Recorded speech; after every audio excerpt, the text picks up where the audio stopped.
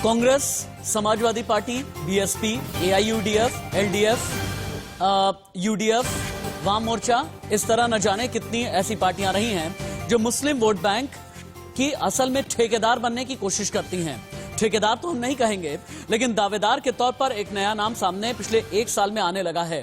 हालांकि ये नाम पिछले 6 साल में लोग जानने लगे हैं, लेकिन 1 साल में जितनी तेजी के साथ में इस नाम का उभार हुआ, कहा यह जाने लगा कि अब एआईएमआईएम और असदुद्दीन ओवैसी भी अपनी पार्टी को लेकर के आगे बढ़ने लगे हैं मुस्लिम वोट बैंक में सेंधमारी करने के लिए। बिहार में जब सेंधमारी की, सीमांचल के इलाके में जब 5 सीटें जीती, तो बंगाल का रुख कर लिया और बंगाल के साथ साथ उत्तर प्रदेश पर भी नजर है असदुद्दीन ओवैसी की। नजर इसलिए हम कह रहे हैं क्योंकि असदुद्दीन ओवैसी उत्तर प्रदेश के 1 महीने के अंदर दूसरे दौरे पर हैं। दूसरे दौरे के 2 दिन में कहां वोट बैंक को साधने की फिराक में है असदुद्दीन ओवैसी, ये आगे आपको बताएंगे। नमस्ते, मैं राशिद। बड़ा सवाल यह है, कहां जाएगा मुसलमान? क्या बाजी मारेंगे भाईजान? और क्या ये कहा जाए कि बिहार तो झांकी है, यूपी बंगाल अभी बाकी है, लेकिन उत्तर प्रदेश में क्या एसपी बीएसपी को कड़ी टक्कर दे पाएंगे असदुद्दीन ओवैसी? और अगर एसपी बीएसपी को टक्कर देंगे तो ऐसे में फायदा कहीं ऐसा तो नहीं कि सत्ता की मलाई सीधे तौर पर भारतीय जनता पार्टी के काम आ जाएगी और तब जाकर के क्या फिर से एक बार ये कहा जाएगा कि असदुद्दीन ओवैसी भारतीय जनता पार्टी की बी टीम तो नहीं है? लेकिन असल में असद ने रणनीति क्या बनाई है, अगली 4 तस्वीरें आपको यही बताएंगी। असदुद्दीन ओवैसी ने यूपी में, बंगाल में, बिहार में मुस्लिम और दलित वोट बैंक का एक गठजोड़ बनाया। क्या दलित और मुस्लिम वोट बैंक का गठजोड़ 2022 में यूपी में काम आएगा, 2021 में पश्चिम बंगाल में काम आएगा या फिर नहीं? क्या पूरी तरह से दलित मायावती के खिलाफ चले जाएंगे? क्या जिस एमवाई समीकरण की बात मुलायम सिंह यादव और अखिलेश यादव करते रहे हैं, क्या इनमें से एम टूट करके असदुद्दीन ओवैसी के पास में जाएगा? अगर जाएगा तो भारतीय जनता पार्टी के लिए यूपी में कितने बड़े फायदे की बात होगी, यह सबसे बड़ा सवाल है। और अगला बड़ा सवाल यह है कि अगर पूरे भारत भर के लिए असदुद्दीन ओवैसी ने कर ली है प्लानिंग, तो क्या यह कहा जाए मुसलमानों पर एक छत्र राज करना चाहते हैं असदुद्दीन ओवैसी? और क्या यह कहा जाए कि अब आने वाले दिनों में मुस्लिम समुदाय को, यानी देश की 14.25% आबादी को, यूपी की 20% आबादी को एक राष्ट्रीय राजनेता असदुद्दीन ओवैसी के तौर पर मिलने जा रहा है? करेंगे बड़ी बहस, लेकिन शुरुआत हमेशा की तरह ब्रेकिंग न्यूज के साथ। भारत में राजनीति की सबसे बड़ी खबर, मुस्लिम वोट बैंक के लिए ओवैसी का बड़ा प्लान। एआईएमआईएम ने देश भर के लिए नया प्लान बनाया। बंगाल के बाद यूपी पर भी ओवैसी की नजर। मुस्लिम वोट में बड़ी सेंधमारी की तैयारी में है इस वक्त असदुद्दीन ओवैसी। इसके लिए ऑल इंडिया प्लान भी बनाया है। एआईएमआईएम ने देश भर के लिए नया प्लान बनाया है। बंगाल के बाद यूपी पर ओवैसी की नजर है। अगली बड़ी खबर चलाएं। नेक्स्ट ब्रेकिंग न्यूज, यूपी चुनाव के लिए ओवैसी की बहुत बड़ी तैयारी। 2022 विधानसभा चुनाव में एसपी बीएसपी को देंगे टक्कर। 9 पार्टियों का गठबंधन बना रहे हैं ओवैसी। बंगाल के बाद ओवैसी की नजर उत्तर प्रदेश पर है। सीधे तौर पर अखिलेश यादव और मायावती को टक्कर देना चाहते हैं, लेकिन यूपी के लिए क्या प्लान बनाया है और क्या मुसलमान स्वीकार करेगा भाईजान, ये बहुत बड़ा सवाल है। अगली बड़ी खबर यूपी से ही है। अखिलेश यादव पर ओवैसी ने बहुत बड़ा हमला किया। अखिलेश ने मुझे 12 बार पूर्वांचल आने से रोका, यह कहना है ओवैसी का। अब दोस्ती निभाने के लिए आया हूं। राजभर के साथ यूपी में हम टक्कर देंगे। आज 4 जिलों का तूफानी दौरा करने वाले हैं असदुद्दीन ओवैसी और कल ही उत्तर प्रदेश पहुंच चुके हैं असदुद्दीन ओवैसी। ओवैसी ने क्या कहा यूपी की सरजमी पर, सुनिए। और उसके बाद जिस साथी की बात कर रहे हैं, जिसके साथ दोस्ती निभाने की बात कर रहे हैं, यानी एसबीएसपी के ओपी राजभर, उनका क्या कहना है वो भी सुनिए। हम जनाब राजभर साहब के साथ पूर्वांचल में जौनपुर और आजमगढ़ को आए हैं। भागीदारी संकल्प मोर्चा का हिस्सा एमआईएम पार्टी है और मैं जनता का, पूर्वांचल की जनता का, जौनपुर की, आजमगढ़ का बेहद शुक्रिया अदा करता हूं कि उन्होंने बड़ा ही मोहब्बत का मुजाहरा किया और हमारा बड़ा पुरजोश तरीके से हमारा वेलकम किया। और हमको यकीन है कि ये भागीदारी संकल्प मोर्चा जिसकी क़यादत जनाब राजभर साहब कर रहे हैं, ये आने वाले विधानसभा के चुनाव में बेहतरीन परफॉर्मेंस करेगा और बहुत ही बेहतरीन तरीके से हम लोग आगे बढ़ रहे हैं। किस तरीके से आप? अभी तो हमारी शुरुआत हुई है। मैं पूरे यूपी में फिरूंगा जनाब राजभर साहब के साथ, पूरे यूपी के हर हिस्से में जाएंगे, जनता से मुलाकात करेंगे, क्योंकि कोरोना और कोविड की वजह से रेस्ट्रिक्शंस हैं। हमको उम्मीद है कि जब वैक्सीन दी जा रही है तो उसके 1-2 महीने के बाद जब जनसभाएं करने का मौका मिला वो भी करेंगे। केंद्र में सरकार है, दो इनके साथ मुख्तार अब्बास नकवी, शहनवाज हुसैन, 2 मुस्लिम मिनिस्टर हैं, दोनों ने शादी हिंदू की बेटी से किया है। इनके साथ रहे, रोटी बेटी का संबंध करे तो कोई दिक्कत नहीं है। लेकिन ओम प्रकाश राजभर के साथ अगर आकर के शिक्षा के सवाल पे, निःशुल्क शिक्षा, अनिवार्य शिक्षा और मुफ्त में स्नातकोत्तर तक फ्री में शिक्षा की बात अगर ओवैसी करे, उत्तर प्रदेश में घरेलू बिजली के बिल 5 साल लगातार माफ करने की बात करे, हम गरीबों को निःशुल्क स्वास्थ्य की बात करें, हम गरीबों को रोजगार की बात करें, अगर ये बात ओवैसी कर रहे हैं तो ये बीजेपी को बुरा लग रहा है कि चूंकि हम तो हिंदू मुसलमान करके वोट लेते हैं, यहां कैसे हम बी टीम कह सकते हैं। ओवैसी जी मोर्चे में शामिल हैं, वो एक नेता हैं। ये वो लोग कह रहे हैं जो लोडर हैं, बीजेपी में जो लोडर हैं, पिछड़े दलित अल्पसंख्यक जो लोडर हैं, ये वो बोलते हैं हम लीडर इकट्ठा कर रहे हैं। ओवैसी जी लीडर हैं, कुशवाहा जी लीडर हैं, किशोर पटेल लीडर हैं। ये लीडरों की टीम बन रही है। इस नाते बीजेपी छटपटा रही है। 43% अति पिछड़ा हमारे साथ, 22% मुसलमान, 65% हमारे साथ। 65 में 65 हमारा है, 35 में बंटवारा है, 35 में हमारा है। पंडित जी को लड़ाएंगे तो पंडित जी वोट देंगे, बाबू साहब को लड़ाएंगे तो बाबू साहब वोट देंगे, यादव जी को लड़ाएंगे तो यादव जी देंगे। वो में बांटा, कैसे ना बांटी। इसी से बीजेपी तड़फड़ा रही। क्या मुसलमानों के ध्रुवीकरण से बनने जा रहा है नया समीकरण? यह बहुत बड़ा सवाल है। और क्या असदुद्दीन ओवैसी मुसलमानों के राष्ट्रीय नेता बनने जा रहे हैं? और जैसा कि ओम प्रकाश राजभर कह रहे थे, फिर से बंटवारे की बात, कभी जाति के नाम पर बंटवारे की बात, कभी धर्म के नाम पर बंटवारे की बात।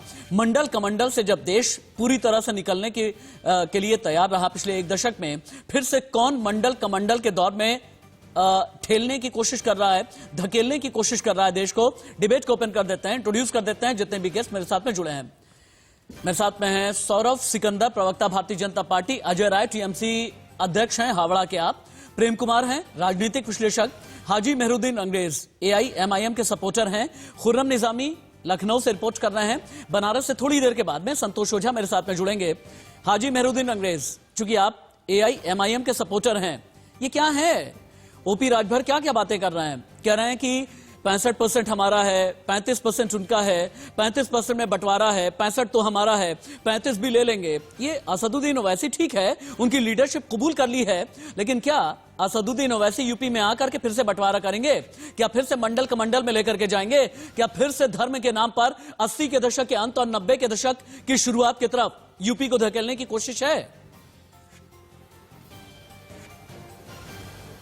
बिल्कुल बिल्कुल है, बिल्कुल कोशिश है। जैसे बीजेपी राजनीति कर रही है, कट्टर हिंदुओं को साथ में लेकर वो चुनाव पे चुनाव जीतती जा रही है, तो अब हम भी पिछड़े, ओबीसी अच्छा। और मुस्लिम और जितने भी लोग हैं उनको जोड़कर एक गठबंधन ऐसा बनाएंगे जो यूपी में योगी जी को मंदिर में योगी जी को काम करना चाहिए था, वो आज देश की, वहां की, यूपी की जनता को धोखा दे रहे हैं। वो एक काम उन्होंने नहीं किया। वहां पे देखो बच्चे कैसे मर रहे हैं, रोजाना रेप के केस कितने बढ़ रहे हैं, और ना वहां पे रोजगार हुआ, ना कोई नया हाईवे बना। तो हम, अगर हमारा गठबंधन जीतेगा तो वहां के लोगों को बिजली फ्री मिलेगी और उनका स्वास्थ्य के लिए जो उनकी बीमारी है वो सब इलाज फ्री होगा। और जो शुरुआत में ही ये कह दिया हाजी मेहरुद्दीन अंग्रेज, क्योंकि आप एआईएमआईएम के सपोर्टर हैं, मैंने शुरुआत में ही ये कहा कि धर्म के नाम पर बंटवारा करेंगे क्या? आपने कहा धर्म के नाम पर बंटवारा करेंगे।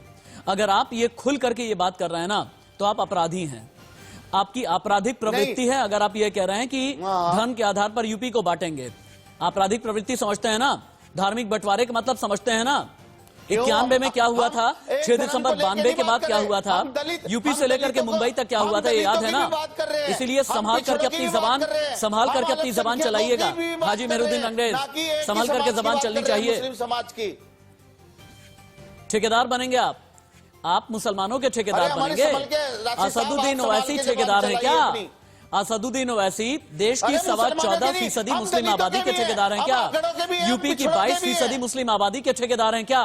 ठेकेदारी करेंगे आप लोग, धर्म के ठेकेदार बनेंगे, नए वाले ठेकेदार बनेंगे। अरे हाशमी जी मेरी बात, अरे सुनिए, अरे बिल्कुल बनेंगे हम। दलितों के भी ठेकेदार बनेंगे, हम पिछड़ों के भी बनेंगे, अगड़ों के भी बनेंगे, ओबीसी के भी बनेंगे, बंद कीजिए, अल्पसंख्यकों के भी बात बनेंगे। कीजिए सबका साथ, सबका विकास, सबका विश्वास की, बंद कीजिए ये सबके साथ ये दलित, ओबीसी, हिंदू, मुसलमान, पिछड़ा, अति पिछड़ा, दलित, महादलित, अति दलित, बंद कीजिए ये सब, बंद होना चाहिए देश में, ये सब बिल्कुल बंद होना चाहिए। सौरभ सिकंदर, मेरे ख्याल से आपको हाजी मेहरुद्दीन रंगरेज को जब, अरे रुक जाइए ना महाराज, रुकिए ना आप, रुक जाइए। और इंफोग्राफिक इनपुट जैसे ही आता है मुझे बताया जाए। सौरभ जी, अब आपको जवाब देना पड़ेगा।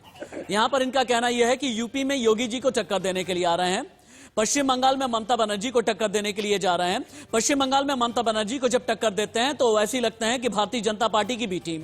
यूपी में आते हैं, कहते हैं कि योगी को टक्कर देंगे, लेकिन लगता ऐसा है कि समाजवादी पार्टी और बहुजन समाज पार्टी के वोट बैंक में सेंध लगाने के लिए आ रहे हैं। और जब धर्म के नाम पर ये लोग बंटवारा करने के लिए आ रहे हैं, जाति के नाम पर बंटवारा करने के लिए आ रहे हैं, तो आपकी 2022 की रणनीति क्या होगी यूपी में?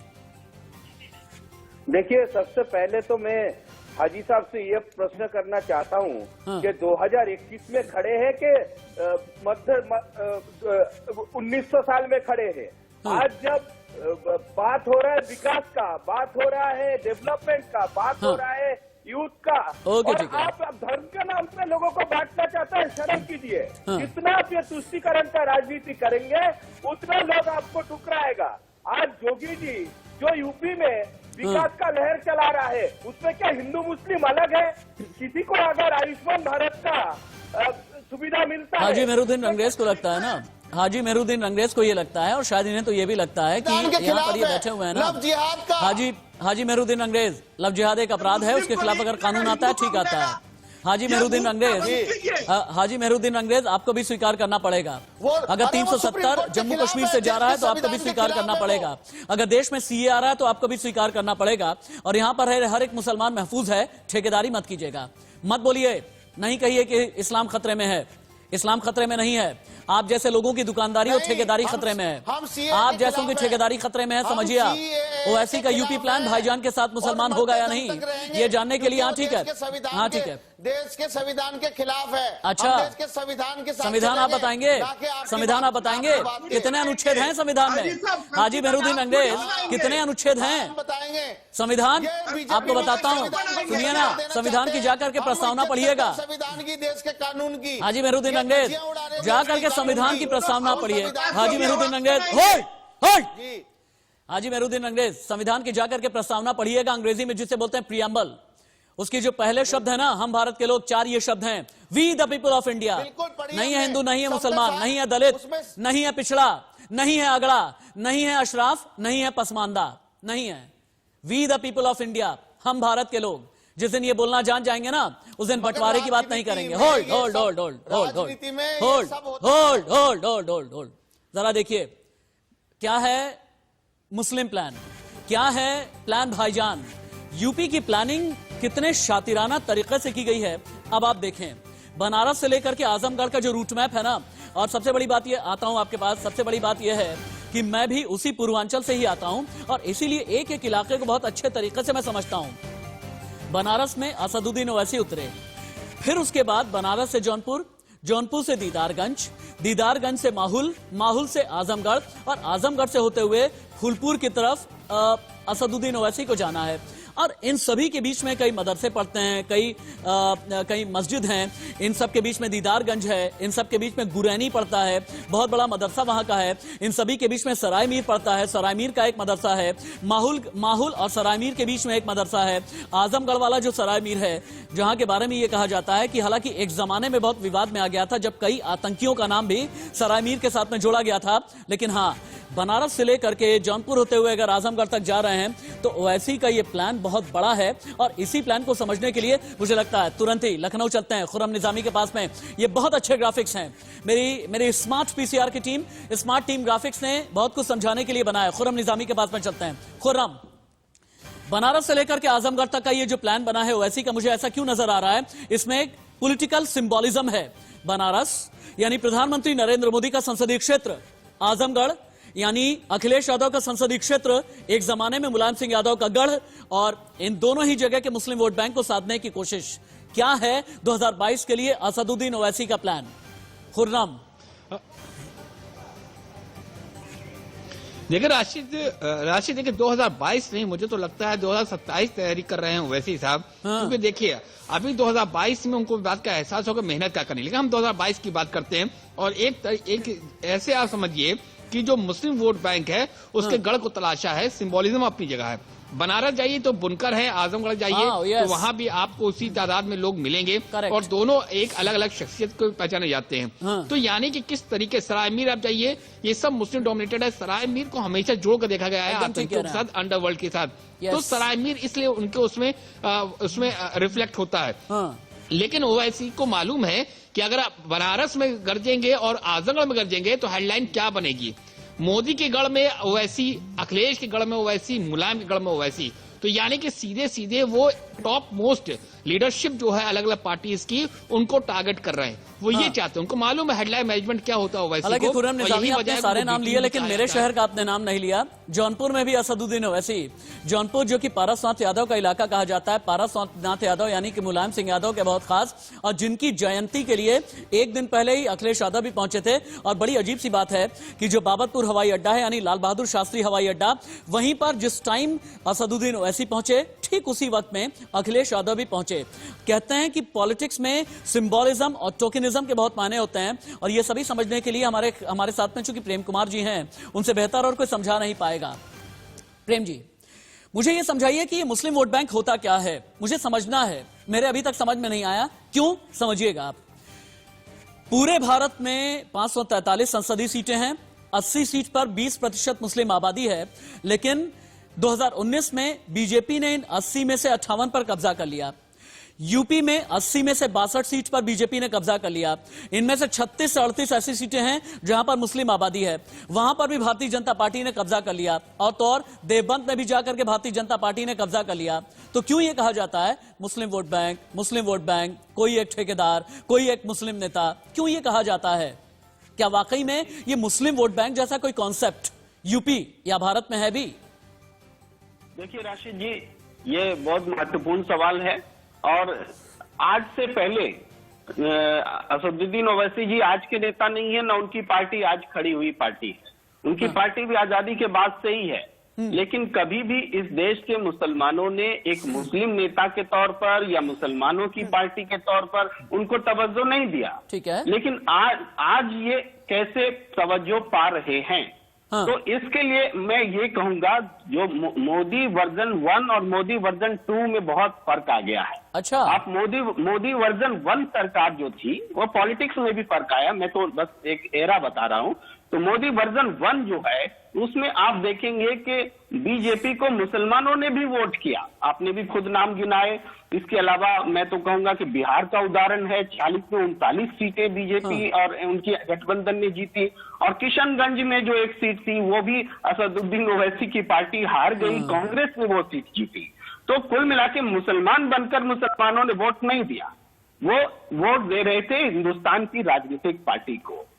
लेकिन उसके इवन भारतीय जनता पार्टी का दावा रहा कि मुसलमानों की महिलाओं ने भी उनको वोट दिया, और किसी हद तक सही भी था, इलेक्शन के रिजल्ट से बताते। उत्तर प्रदेश में भी वही फिगर है। तो मैं ये कह रहा हूं कि जब मोदी एरा 2 आया, तो उसके बाद कई एक घटनाएं ऐसी घटी है जिसके बाद मुसलमान अब ये विवश है सोचने के लिए कि हम आगे क्या करें। देखिए, इस देश की राजनीति ने, इस देश की अदालत ने, इस देश की मीडिया ने मोदी वर्जन 2 में जिस तरीके से मुसलमानों को पेश किया है, उसके बाद से असदुद्दीन ओवैसी को खड़ा होने का अवसर मिला है। और हम ये देखें, आप देखिए कि हमारे देश के प्रधानमंत्री जब किसी आंदोलन के बारे में कहते हैं कि पहनावे से पहचाना जा सकता है, तो निश्चित रूप से ये बहुत दर्द वाली बात होती है। हमारे देश की अदालत जब चाहे कश्मीर से जुड़ा हुआ धारा 370 का मामला हो, उसको पेंडिंग में रखती है, उस कानून को बदलाव करने की मांग को खारिज करती है, या फिर आज किसानों का आंदोलन हो रहा है तो उस कानून को होल्ड पे डाल दी। ठीक है। तो ये सारी चीजें हुई हैं। और बहुत भी मैं उदाहरण दे सकता हूँ। जब अमित शाह जी कहते हैं, मैं उसका उल्टा उदाहरण दे रहा हूँ कि जनता ने इसको नकारा भी है, क्योंकि हिंदुस्तान की जनता ऐसे नहीं सोचती। जब अमित शाह जी ने कहा था दिल्ली में कि वोट अगर बीजेपी हारेगी तो शाहीन बाग को करंट लगेगा, तो जनता ने करंट उल्टा बीजेपी को दिया। तो ये भी है, ये भी उदाहरण है। तो अभी ये संक्रमण का दौर है। एक तरफ मुसलमानों में ये चिंता है, दूसरी तरफ हिंदू जनता ऐसा नहीं सोचती। देश की जनता जिसमें हिंदुओं का जो संख्या है वो ऐसा नहीं सोचती। आप देखेंगे उत्तर प्रदेश में जो आगाज हो रहा है असदुद्दीन ओवैसी का, मैं ये बात बहुत जोर देकर बोलना चाहता हूं कि सीएए आंदोलन के दौरान जो 23 लोग मारे गए थे, गोलियों से मारे गए थे, उसके बारे में कोई राजनीतिक पार्टी आवाज नहीं उठाती, कोई राजनीतिक पार्टी। पुलिस ने कहा कि गोली चली ही नहीं, पुलिस की गोली चली ही नहीं। असदुद्दीन ओवैसी यही बातें तो कर रहे हैं कि जब मुसलमान पर गोली चली किसी ने आवाज नहीं उठाई, 3 तलाक के खिलाफ जब कानून बनाया जा रहा था किसी ने आवाज नहीं उठाई। इसीलिए मुसलमानों का मसीहा खुद को बनाने की कोशिश की जा रही है। मेरे ख्याल से अजय राय से भी एक मुझे उनका भी ओपिनियन लेना चाहिए। अजय राय, बिहार तो चलिए ठीक है, एक झांकी है, बंगाल के बाद अब यूपी बाकी है, और कहा यह जाने लगा है कि पश्चिम बंगाल की सरजमी पर ममता बनर्जी को जितना अमित शाह से डर नहीं लगता। अच्छा, अजय राय के साथ में कनेक्टिविटी ब्रेक हो गई है मुझे अच्छा, अजय राय आ गए हैं। अजय राय जी, ममता बनर्जी को पश्चिम बंगाल में अमित शाह से इतना डर नहीं लगता जितना असदुद्दीन ओवैसी से लगने लगा है, क्योंकि ममता बनर्जी को यह अच्छे से पता है कि अगर 10 साल पहले शासन में आई हैं, अगर 34 साल के वाम मोर्चा को उन्होंने पतन की तरफ ढकेल दिया था तो इसके पीछे मुस्लिम वोट बैंक रहा है। लेकिन आज की तारीख में यही मुस्लिम वोट बैंक खिसक गया है और इसे ही लपकने की कोशिश असदुद्दीन ओवैसी कर रहे हैं। डर लगता है क्या ओवैसी से? ममता बनर्जी को किसी से डर नहीं लगता। वो 34 साल की सीपीएम की राजनीति को मिटाकर, हटाकर लोगों का दिल जीतकर बंगाल में आई। ओबीसी और एआईएम एक रीजनल पार्टी, हम ये भूल रहे हैं। वो सिर्फ तेलंगाना, आंध्र प्रदेश में भी कंप्लीट नहीं करते, हम उन्हें देश भर में जोड़ रहे हैं। मैं ओबीसी जी से ये कहना चाहूंगा, या फिर आज जो उनके बारे में बात हो रही है वहां ये कहना चाहूंगा, वो कौन से मुसलमान हैं, वो अपने आप को किस तरह के मुसलमान मानते हैं, जो जब बंगाल में आमफान होता है तब नहीं आते। आज दिल्ली में कृषि खड़े हैं, उनके साथ वो खड़े नहीं होते। आज कल किसी भी मुद्दे पर जहां मुसलमान मरता है, जहां मुसलमान को मारा जाता है, वो खड़े नहीं होते। वो राजनीति तौर पे राजनीति करने के लिए, एनडीए का साथ देने के लिए खड़े होते हैं। मैं ये दावे के साथ कह सकता हूँ, आज ओवैसी बीजेपी का, एनडीए का एक फेस है। अच्छा, आज बीजेपी को ये पता है कि इसे खरीदा बेचा जा सकता है। बिहार इलेक्शन में आपने देखा, हम के साथ ये मिलकर राजनीति हुई, उसके बाद हम के जो प्रेसिडेंट है मांझी साहब और पूरी अजय राय, आपने ये बताया, हालांकि टीएमसी की तरफ से भी ये कहा जा रहा है कि भारतीय जनता पार्टी की तरफ से असदुद्दीन ओवैसी को खरीदा गया है। क्या रेट फिक्स किया गया है? आपको कोई जानकारी है क्या? कोई रेट लिस्ट? मैं आपको पक्के में एक बात बोल सकता हूँ, जिनकी ईमान बिक जाती है उनका रेट से मतलब नहीं होता। अच्छा, ये वैसे मुसलमान हैं जिन्होंने अपने ईमान को ही बेच दिया है के लिए। ये मुस्लिम के लिए खड़े नहीं होते। बंगाल में मैं बोल सकता हूँ तृणमूल कांग्रेस को मुस्लिम भाइयों ने, हिंदू मुस्लिम भाइयों ने मिलकर बनाया है। सारे धर्म को लेकर ममता बनर्जी चलती है। हम सारे प्रकल्प जो निकालते हैं, चाहे वो सबू साथी हो, कन्या सिंह, अगर सारे धर्म को लेकर के चलती हैं, अगर सारे धर्म को लेकर के चलती हैं तो अब्बास सिद्दीकी इतने नाराज क्यों हैं? फुरफुरा शरीफ दरगाह से जुड़े हुए जो श्रद्धालु हैं इतने नाराज क्यों हैं? अब्बास सिद्दीकी अपनी नई पार्टी बनाने पर क्यों आ गए? अब्बास सिद्दीकी ने क्यों असदुद्दीन ओवैसी के साथ में पिछले 1 साल में 6 मीटिंग्स की है? क्यों अब्बास सिद्दीकी आखिरकार क्यों असदुद्दीन ओवैसी को फिर वहां पर हीरो बनाने में लगे हुए हैं? ये बहुत बड़ा सवाल है। वो हीरो बनाने में लगे हैं, हीरो बन नहीं रहे। मैं आपको बता रहा हूं, अच्छा, इमाम एसोसिएशन जो है, इमाम ने ये फैसला किया है कि ओवैसी को या फिर उनकी पार्टी को एक वोट नहीं दिया जाएगा, या उन्हें पूछा तक नहीं जाएगा बंगाल। मैं आपको बता, ये संतरास करने बंगाल में ना, एक मिनट अजय राय, सुनिएगा मेरी बात सुनिएगा। मैं सुन रहा हूं। मुसलमान सर, सुनिए ना मेरी बात कि क्या होता है ना, मुसलमान किसी उलेमा के कहने पर वोट नहीं देता, मुसलमान किसी इमाम के कहने पर वोट नहीं देता, मुसलमान किसी मौलाना के कहने पर वोट नहीं देता, मुसलमान किसी धर्मगुरु के कहने पर वोट नहीं देता, मुसलमान किसी ठेकेदार के कहने पर वोट नहीं देता। जैसे गंदी राजनीति करने वालों पे भी वोट नहीं देता मुसलमान। ठेकेदार को उनका भाग्य विधाता बना दिया आपने। इमाम मौलाना को आप भाग्य विधाता बनाने में लगे हैं। मुझे ऐसा लगता है हाजी मेहरुद्दीन अंग्रेज आपके ईमान पर सवाल उठाया गया है।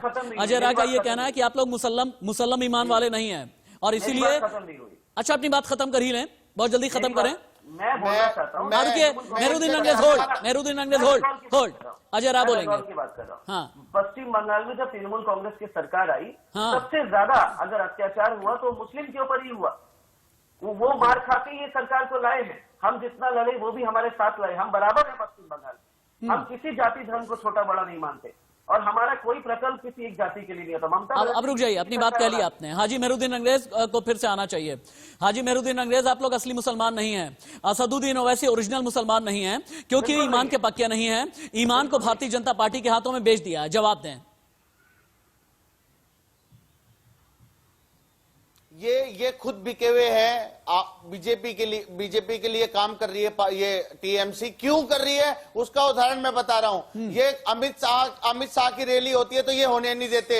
ये वहां पे हिंदू मुस्लिम की लड़ाई लड़ा रहे। आए दिन वहां पे नेताओं के ऊपर जो वहां के एमएलए एमपी हैं उनके ऊपर हमले हो रहे हैं। तो ये वहां पे गुंडागिर्दी कर रहे हैं। उस गुंडागिर्दी के खिलाफ ही एमआईएम वहां पे खड़ी होगी। और उन लोगों की बात जो लोगों की बात नहीं सुनी जा रही सरकार में, उन लोगों की आवाज बनके एमआईएम बंगाल में, यूपी में, सब जगह लड़ेगी चुनाव।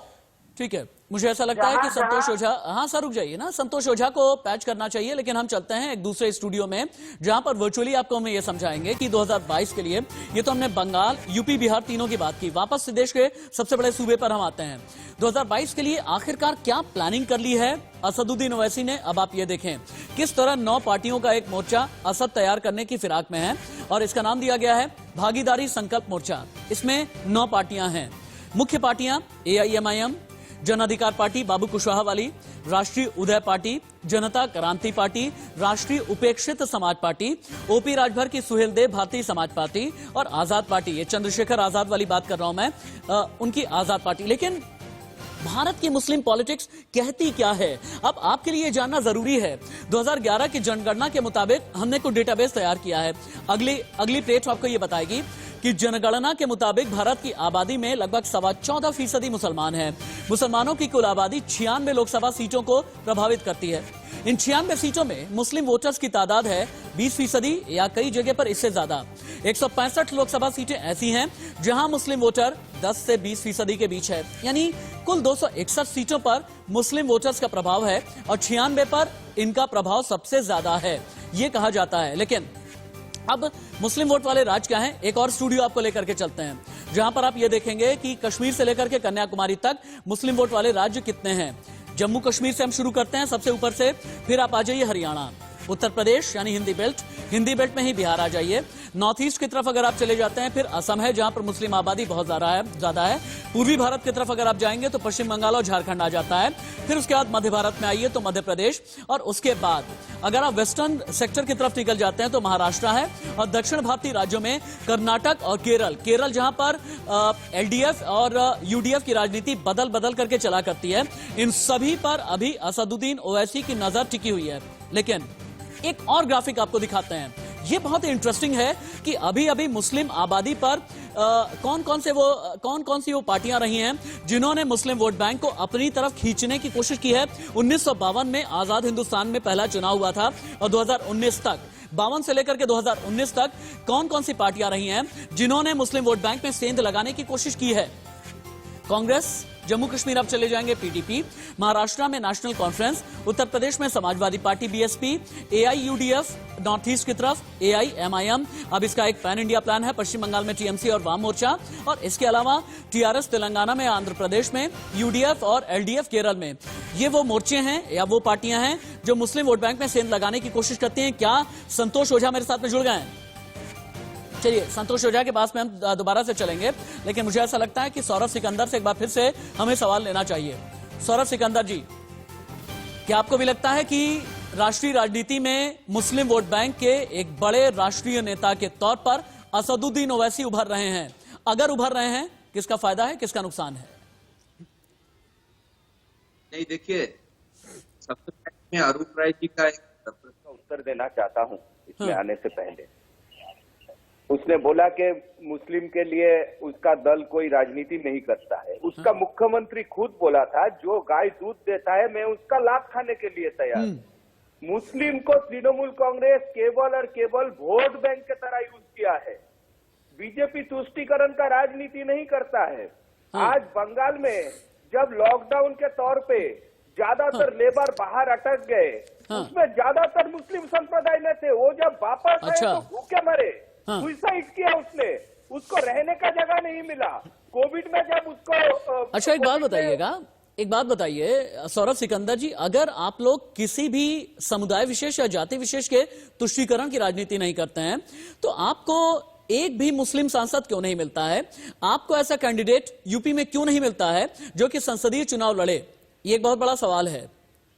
अगर आप लोग तुष्टीकरण की राजनीति नहीं करते जाति विशेष की, तो आपके पास में एक भी मुस्लिम सांसद क्यों नहीं? ये पहला सवाल है। अगला सवाल यह है कि देश के सबसे बड़े सूबे में एक भी सीट या एक भी टिकट किसी भी मुसलमान को आपने क्यों नहीं दिया? नहीं, आपने देखिए, ये तो टिकट बंटवारा तो हाईकमान तैयार करता है, लेकिन ऐसा तो नहीं है कि यूपी से हमारा कोई प्रतिनिधि नहीं है, राज्यसभा के सांसद नहीं है, हमारे दल के प्रवक्ता है, शाहनवाज जी जैसे लीडर है, नकवी जी जैसे लीडर है। जनता द्वारा निर्वाचित सांसद मैं मांग रहा हूं, जनता द्वारा निर्वाचित सांसद। देखिए, ये तो कब जब जो जहां जीत सकते हैं पार्टी उसको लड़ाते हैं। इसका मतलब अच्छा। ये तो नहीं है कि वहां पे तो विक्टोरियस फैक्टर में या विक्ट्री फैक्टर में आपको सिर्फ और सिर्फ आपको विक्ट्री फैक्टर में एक समुदाय विशेष क्यों नहीं दिखता? हम आगे बढ़ेंगे। आगे बढ़ते हुए यूपी में क्या वाकई में असदुद्दीन ओवैसी कामयाब हो पाएंगे? पश्चिम बंगाल में 2021 में कितनी बड़ी सफलता असदुद्दीन ओवैसी को मिलेगी?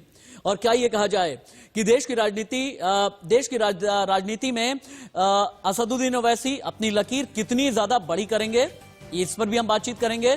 तुष्टीकरण की राजनीति में कौन कहां पर खड़ा है, इसे लेकर के प्रेम जी से सवाल होगा। झांकी और असदुद्दीन ओवैसी के लिए क्या यूपी बंगाल है बाकी? और यही हम बात कर रहे हैं कि क्या राष्ट्रीय राजनीति में असदुद्दीन ओवैसी मुस्लिमों के एक बड़े नेता के तौर पर उभर रहे हैं। लेकिन बड़ी खबर आ गई है, बंगाल में असदुद्दीन ओवैसी के विरोध में आ गए हैं मुस्लिम संगठन।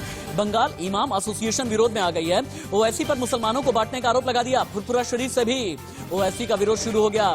फुरपुरा शरीफ के पीरजादा ने ओवैसी को बीजेपी का एजेंट बता दिया है। ये तो बहुत बड़ी खबर है। हाजी मेहरुद्दीन अंग्रेज, ये तो बूमरैंग कर गया। ये तो बहुत ज्यादा माथे पर शिकन देने वाली खबर आ गई। फुरपुरा शरीफ ने असदुद्दीन ओवैसी को भारतीय जनता पार्टी का एजेंट कह दिया है। अब्बास सिद्दीकी जो अभी तक साथ नजर आ रहे थे, इमाम एसोसिएशन भी विरोध में उतर आई है। क्या करेंगे आप? बात तो सुनिए, अपनी अपनी बात कहे जा रहे हैं। हाँ बोले। अरे राशिद साहब, मेरी बात सुनिए, आप अपनी अपनी बात कहे जा रहे हैं। अभी आपने थोड़ी देर पहले ही बताया था कि मुसलमान ना तो मौलाना, ना धर्मगुरु, ना किसी की बात मानते हैं। वो देखते हैं हालात, वो देखते हैं उनका विकास कौन कर सकता है, कौन उनकी बात को बुलंद कर सकता है, कौन उनकी आवाज संसद में, लोक और विधानसभा में उठा सकता है। उसका नाम एक ही नाम है, वो है असदुद्दीन ओवैसी। अच्छा, यानी आवाज बुलंद करने, मुसलमानों की आवाज बुलंद करने के लिए कोई बुलंद आवाज 1952 से लेकर के आज तक, प्रेम जी 1952 से लेकर के आज तक मुसलमानों के लिए आवाज बुलंद करने वाली कोई शख्सियत रही नहीं है क्या? मुलायम सिंह यादव नहीं रहे हैं क्या? आजम खान नहीं रहे हैं क्या? ममता बनर्जी नहीं रही हैं क्या? लेफ्ट के लोग नहीं रहे हैं क्या? AIUDF वाले नहीं रहे हैं क्या? हाँ, एक मिनट रुकिए ना, प्रेम जी से एक बार पूछते हैं ना। प्रेम जी को 1952 से लेकर के अभी तक, प्रेम जी की स्टडी 1952 से लेकर के अभी तक की राजनीति पर बहुत अच्छी है, हम ये समझते हैं। प्रेम जी बताएं, ज्ञान चक्षु खोलें हाजी मेहरुद्दीन अंग्रेज के। जी, इस देश के मुसलमानों ने देश की मुख्य धारा में जुड़ करके तमाम राजनीतिक दलों से राजनीतिक रूप से जुड़ाव महसूस किया है और वो जुड़े रहे हैं। आज अगर परिस्थिति बदल रही है, वो पुराने उदाहरण आप तमाम ले सकते हैं। इवन भारतीय जनता पार्टी के साथ भी मुसलमान रहे हैं, और मैं पिछले चुनाव तक का मैंने उदाहरण दिया कि रहे। तो ये राजनीतिक रूप से इनकी जागरूकता को बताता है, और इस देश का जो स्वभाव है, जिस वजह से जो धर्मनिरपेक्ष स्वभाव रहा है, उसका ये उदाहरण रहा है। लेकिन ये चीजें अब बदल रही है, इन चीजों में अब फर्क आ रहा है। ये भी एक सच्चाई है। जैसे अभी असदुद्दीन ओवैसी जी के बारे में लोग कह रहे हैं कि खरीद गए, लिए गए और बिक गए। देखिए, राजनीति में खरीदने बिकने का उदाहरण कहाँ नहीं है। क्या जब मध्य प्रदेश की सरकार बदल जाती है, कर्नाटक की सरकार बदल जाती है, रेस्टोरेंट पॉलिटिक्स, होटल पॉलिटिक्स होती है, तो वो क्या खरीद फरोख्त का उदाहरण नहीं है? चुनाव से पहले, चुनाव के बाद खरीद बिक्री होती है। लेकिन यहाँ एक व्यक्ति के, एक नेता के खरीद बिक्री का सवाल नहीं है। असदुद्दीन ओवैसी अगर बिकने लायक भी हुए हैं तो फिर इसलिए कि उनकी कहीं ना कहीं उनकी पहुंच बढ़ी है, उनकी पहचान बढ़ी है। यानी तब तो आज आप ये खरीद कहना रहा है चाहते कोई। हैं कि पॉलिटिकल कमोडिटी वैल्यू है उनकी। जी, इस वजह से उनको खरीदने के लिए या बिकने की बात हो रही है। मैं इसमें नहीं पड़ता कि खरीदे जा रहे हैं कि बिके जा रहे हैं, ये तो राजनीतिक आरोप प्रत्यारोप होते हैं। लेकिन उनकी जो वैल्यू बढ़ी है पॉलिटिक्स में, और वैल्यू क्यों बढ़ी है? अभी थोड़ी देर बाद पहले आप सवाल कर रहे थे, बीजेपी के नेता बता रहे थे कि उनको कैंडिडेट जीतने हारने के हिसाब से मिलता है। अरे पहले भी तो बीजेपी लड़ा करती थी, जब दो लोकसभा उम्मीदवार में उनकी जीत। मुझे ऐसा लग रहा है कि बहुत देर से टिकट प्रोड्यूसर संतोष को ये देखना चाहिए कि हमारा लोअर इन्फॉर्मेशन में बहुत ओवरलैपिंग जा रही है। ये संतोष टिकट प्रोड्यूसर को बहुत ठीक तरीके से अगर देखेंगे ज्यादा अच्छा रहेगा, ज्यादा बेहतर रहेगा। Be attentive, be alert. एक दूसरे स्टूडियो हम चलते हैं जहां पर अजय राय से मेरा सवाल होगा। अजय राय जी, आपने एक बात बोली थी, आपने ये कहा था कि तेलंगाना और आंध्र प्रदेश के ही सिर्फ पॉलिटिशियन हैं असदुद्दीन ओवैसी। अब आपकी ही बात को जवाब देने के लिए एक और इंफोग्राफिक स्टूडियो में मैं चलता हूं, उसके बाद आपके पास में आऊंगा। और सुनिएगा आप, ओवैसी का ऑल इंडिया प्लान क्या है, कश्मीर से लेकर के कन्याकुमारी तक असदुद्दीन ओवैसी ने क्या तैयारी की है, देखें आप। हर राज्य में AIMIM के विस्तार की कोशिश की जा रही है। मुस्लिम दलित वोटर्स पर ओवैसी की नजर है। महाराष्ट्र, बिहार में चुनाव में बहुत अच्छा प्रदर्शन किया गया है। सीमांचल में 5 सीटें जीती हैं। बंगाल में फुरपुरा शरीफ के अब्बास सिद्दीकी को साथ लेने की कोशिश है। यूपी में ओम प्रकाश राजभर को साथ ले लिया गया है। गुजरात में BTP के साथ में चुनावी समझौता है। महाराष्ट्र में AIMIM वंचित बहुजन अघाड़ी का हिस्सा है। हैदराबाद नगर निगम में AIMIM का प्रदर्शन बहुत अच्छा रहा है। 2020 में बिहार में AIMIM के 5 विधायक जीते। ओवैसी ने ऐलान किया हर राज्य में चुनाव लड़ेंगे और अब पश्चिम बंगाल और उत्तर प्रदेश पर नजर असदुद्दीन ओवैसी की है। अजय राय, अभी भी आप कहेंगे कि सिर्फ तेलंगाना और आंध्र प्रदेश के ही नेता हैं, तब जबकि असदुद्दीन ओवैसी ने ऑल इंडिया प्लान बना लिया है? बिल्कुल, अगर मैं कहूं, अगर बंगाल की बात है, बंगाल की बात, क्योंकि मैं बंगाल की तरफ से बात कर रहा हूं, तो बंगाल की बात है तो हम उन्हें वहां का ही नेता मानते हैं जो आंध्र और तेलंगाना को भी कंप्लीट नहीं करते। अब बिहार इलेक्शन की बात कर रहे थे राशिद साहब। बिहार इलेक्शन में जिन लोगों ने विश्वास कर AIMIM को वोट दिया था, वो आज विश्वासहीन है। आज उनको पता है कि हम के साथ जो उनका अलायंस बना था वो उनका चीफ एनडीए में जाकर मिल गया। उनको पता है कि जो वोट मुस्लिम ने उन्हें ट्रस्ट करके दिया था वो बीजेपी को फायदा हो गया। तो आप अगर देखें तो ये उनको एक तरह का एक पुतला बनाया गया है, जिस पुतले के ऊपर दाम लगाई गई है। अच्छा। और वो विभिन्न राज्यों में उन्हें बेचा खरीदा जा रहा है। हाँ, अच्छा। मैं एक बात आपको बहुत क्लियर कर सकता हूँ। बंगाल के मुस्लिम जो है वो यहाँ खुश है। 34 साल CPM की राजनीति में उन्हें कभी कोई सुविधा नहीं मिला। ममता बनर्जी की सरकार आने के बाद उन्हें सारी तरह की सुविधाएं मिले हैं। यूनिवर्सिटी कॉलेज खोले गए हैं। अच्छा। पेंशन के तौर पे पेंशन मिल रहा है, बच्चों को पढ़ाई मिल रहा है, एजुकेशन मिल रहा है, साइकिल मिल रहा है, निकाह के तक के पैसे मिल रहे हैं। हिंदू मुस्लिम बराबर इक्वल यहाँ रह रहे हैं। यहाँ ओबीसी या फिर उनकी पार्टी कोई अस्तित्व नहीं रखती। बंगाल में हम नहीं मानते कि ओबीसी है या फिर आ सकते हैं। पश्चिम बंगाल में 10 साल का राज हो गया है TMC का। अगर पश्चिम बंगाल में इतनी ही तस्वीर अगर इतनी ही बदल गई है, मुझे ये बताएं, पश्चिम बंगाल में गरीबी रेखा से ऊपर कितने प्रतिशत मुस्लिम आ गए हैं? मेरा पहला ये जवाब दे दीजिए। अगला मुझे ये बताएं कि मुस्लिम की साक्षरता दर पश्चिम बंगाल में क्या है? मुझे ये जवाब दे दीजिए। आर्थिक तौर पर कैपिटा इनकम मुस्लिम की कितनी अच्छी हो गई, कितनी बेहतर हो गई है? अजय राय, मुझे इसका भी जवाब चाहिए। मुसलमान जो बुनकर है, जो किसान है, उसकी हालत में कितना सुधार हुआ है, इसका भी मुझे जवाब चाहिए। और कहते हैं एक चीज, हंगर इंडेक्स में पश्चिम बंगाल का मुसलमान अगर उठ करके बहुत ऊपर आ गया है, इसके बारे में भी मुझे बताएं, क्योंकि मेरे पास में 2 पन्नों का आंकड़ा है। मैं आपके सामने तस्वीर रख दूंगा, आप पहले एक बार जवाब दें। मैं चाहता हूं कि आप ही जवाब दें। आप ही आईना अगर दिखा सकते हो, आप ही दिखा दीजिए। मैं आपके आंकड़े को भी विश्वास करूंगा, आपको मेरी बातों को विश्वास करना होगा। 2011 के बाद मुसलमान की रोजगार बढ़ी है। 2012 के बाद मुसलमान के एजुकेशन जो यूनिवर्सिटीज कॉलेज है उनमें बढ़ोतरी आई है। 2011 के बाद मुसलमानों के जो काम को लेकर 100 दिन का जो हम काम करते हैं मनरेगा, उसमें हम 1 नंबर आए हैं। 2001 के बाद अगर जुबोश्री जो शादियों में पैसा दी जाती है मुसलमान बेटियों को भी, हिंदू बेटियों को भी, उसमें हम सहायता दे रहे हैं। 2001 के बाद देखिए, मैंने कहा था ना आपसे अजय राय, मैंने कहा था ना कि 2 पन्ने में यूं ही लेकर के नहीं बैठा हुआ हूं। ये पश्चिम बंगाल, मेरी बात सुनिए ना। हंगर इंडेक्स के मामले में इन 2 पन्नों में कहीं पर भी मुझे नजर नहीं आ रहा कि जो हिंदुस्तान का मुसलमान है ये 2 पन्ने हैं, अगर आप आप कहेंगे तो बंगाल आपको के कुरियर भी मुसलमान कर की दूंगा। बात करिए। हंगर इंडेक्स आप के मामले में पश्चिम बंगाल का मुसलमान ऊपर नहीं आया है। साक्षरता दर के मामले में पश्चिम बंगाल का मुसलमान उस तरीके से ऊपर नहीं आया जिस तरह की उम्मीद करके 10 साल पहले ममता बनर्जी को उसने वोट दिया था और वाम मोर्चा को उसने हाशिए पर ढकेला था। अभी तक आर्थिक स्थिति ठीक नहीं है, जो किसान मुसलमान है उसकी स्थिति ठीक नहीं है।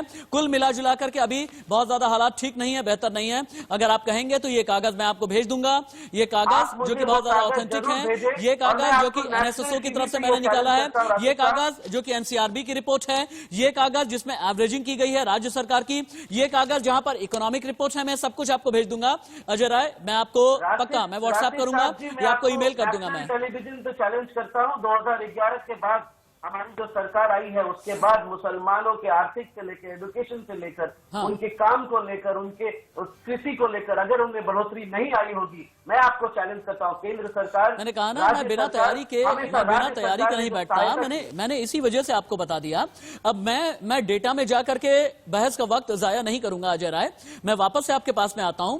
मुझे ऐसा लगता है जो पहला इंफोग्राफिक था जहां पर हमने रूट मैप दिखाया था कि असदुद्दीन ओवैसी ने यूपी का प्लान कैसे बनाया है, बनारस से लेकर के आजमगढ़ तक जो पूरा सफर कर रहे हैं, क्योंकि मुझे बनारस की सरजमी पर जाना है, ग्राउंड जीरो की रिपोर्ट लेनी है और बनारस में क्या चल रहा है, बनारस में असदुद्दीन ओवैसी किन किन के साथ में मिले हैं, इसके बारे में जानकारी मुझे हासिल करनी है। बंगाल, यूपी, बिहार, हम तीनों के ही साथ में बात कर रहे हैं। अब आप देखें क्या हुआ ना, असदुद्दीन ओवैसी ने एक यूपी प्लान बनाया और बहुत सोच समझ करके प्लान बनाया है। बनारस से उन्होंने शुरू किया, बनारस से लेकर के जौनपुर तक पूरा ट्रैवल कर रहे हैं। अब इन बनारस, जौनपुर, फिर दीदारगंज जाएंगे, फिर माहुल जाएंगे, आजमगढ़ जाएंगे और फूलपुर जाएंगे। आप फिर से आप देखें, बनारस, जौनपुर, दीदारगंज, माहुल, आजमगढ़ और उसके बाद फूलपुर, यानी बनारस से लेकर के आजमगढ़ तक जितने भी मुस्लिम वोट बैंक हैं उन्हें साधने की कोशिश की जाएगी। जो गुरैनी का मदरसा है वहां पर मदरसे से होते हुए जाएंगे, जो सरायमीर का मदरसा है वहां पर जाकर के कई इमाम से मिलेंगे, मुस्लिम जो आबादी है वहां पर मिलेंगे। लेकिन सवाल यही है कि सिर्फ मुस्लिम वोट बैंक को साधने की कोशिश में असदुद्दीन ओवैसी किसे फायदा पहुंचा रहे हैं और किसके लिए नुकसान का सबब बनेंगे। संतोष ओझा के पास में चलते हैं, बनारस से रिपोर्ट कर रहे हैं संतोष ओझा। संतोष ओझा, पिछले 12 घंटे में बनारस में असदुद्दीन ओवैसी ने किन किन के साथ में मुलाकात की है, क्या बुनकर समाज से भी मुलाकात हुई या फिर नहीं, और मुस्लिम नेताओं से उन्होंने बातचीत की है या फिर नहीं, राजभर समाज से भी मिले हैं या फिर नहीं?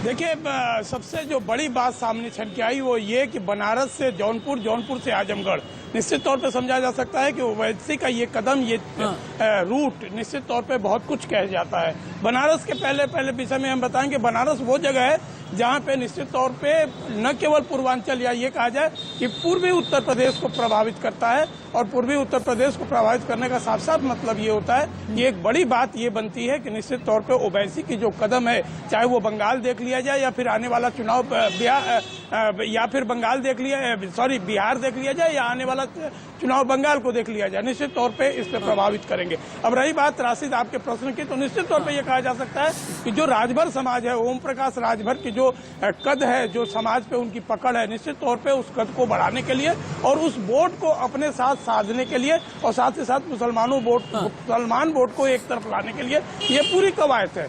जहां तक प्रश्न बुनकरों से मिलने की है या मुस्लिम नेताओं से मिलने की है, तो बनारस की यदि हम बात करें तो बनारस में इन टाइप के लोगों से कहीं नहीं वो मिले हैं। वो सिर्फ कल शाम को ओम प्रकाश राजभर के बड़ी माता के तहरीक कार्यक्रम में मौजूद थे और वहाँ पे वो शामिल हुए। समझा जा सकता है कि उनका निशाना ओम प्रकाश राजभर और राजभर परिवार है। ठीक है, संतोष ओझा, अभी दोबारा आपके पास में आते हैं, लेकिन सौरभ जी, अभी थोड़ी देर पहले अजय राय ने ये कहा कि अलग अलग राज्यों में अलग अलग रेट पर ईमान बिक रहा है, अलग अलग राज्यों में असदुद्दीन ओवैसी की सेल परचेज चल रही है, क्योंकि बंगाल के बाद असदुद्दीन ओवैसी की यूपी पर भी नजर है। ये सेल परचेज का जितना भी इल्जाम है, ये बीजेपी पर क्यों लगता है कि अगर ओवैसी की सेल परचेज किसी ने की तो अपनी जरूरत के हिसाब से बीजेपी ने की?